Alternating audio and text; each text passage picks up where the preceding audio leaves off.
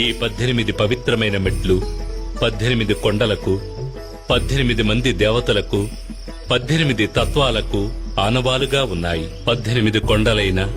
ఎంజిపారమల, కాళేకట్టిమల, పుదుచ్చేరిమల, కరిమల, తలైపారామల, దేవరమల, శ్రీపాదమల,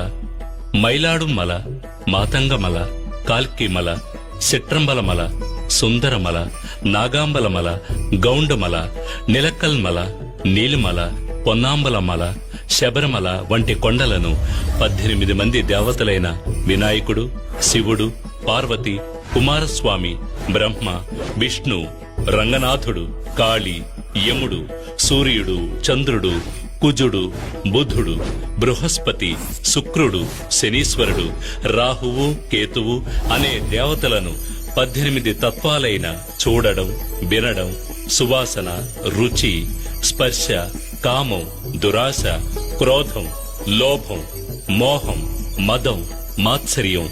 డాంబికం, సాత్వికం, రాజసం, తామసం, విద్య,